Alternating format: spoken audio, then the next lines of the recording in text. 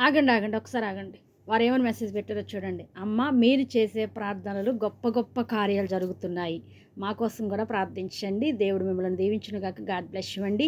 నా ప్రార్థన గొప్పతనం కదా! దేవుని మహాకృపను బట్టి అవి జరుగుతున్నాయి. నేను ప్రార్థన మాత్రమే చేస్తున్నాను. కార్యం చేసే దేవుడు. అలాగే నా తోటి వారు కూడా చాలామంది ప్రార్థిస్తున్నారు. దేవునికి మహిమ కలుగును గాక. మీ అందరి కూడా గొప్ప ప్రార్థనలే. ఆమేన్. మరి ఈ బాబు కోసమే కాదు గానీ సువర్ణరాజు గారి కోసం, సువర్ణరాజు బాబు కోసమే కాదు, అందరికీ రేపొద్దున ఎవరికెవరికైతే ఎగ్జామ్ జరుగుతున్నాయో ప్రార్థన చేద్దాం. ఈ ప్రార్థనలు అందరూ ఏకీభవించండి. మహోన్నతుడ, సర్వాధికార, సర్వశక్తిమంతుడ, నీ పాదములకు నమస్కారాలు తండ్రి. ఇదిగో తండ్రి, నేను సువర్ణ బాబుని మీ చేతులకు అప్పగిస్తున్నానయ్యా. ఆ తల్లి గారు ఎంతో గొప్పగా ప్రార్థన అంశం అని చెప్పి ఉన్నారు తండ్రి. అది నా గొప్పతనం కాదు కానీ మీ గొప్ప, మీకే మహిమ, మీకే ఘనత, మీకే సమస్తము మీకే తండ్రి. నీకు స్తోత్రాలు, కృతజ్ఞత స్తోత్రాలు.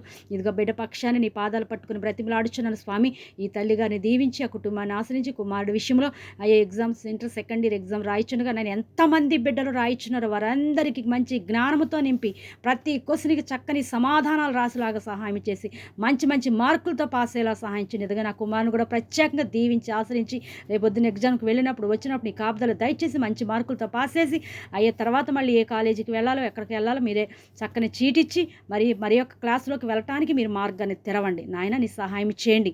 అలాగే బిడ్డల చుట్టూ మీకు కంచండి. ప్రతి కాలేజీలో చదువుతున్న వారిని దీవించండి, స్కూల్లో చదువుతున్న వారిని దీవించండి, హాస్టల్లో చదువుతున్న వారిని దీవించండి. ప్రతి ఒక్కరి చుట్టూ మీకు కంచి వేసి మీ కృపలో భద్రపరచమని యేసు నామములో అడిగి వేడుకొనుచున్న మా పరమ తండ్రి. ఆమేన్. God bless you. మరణాత.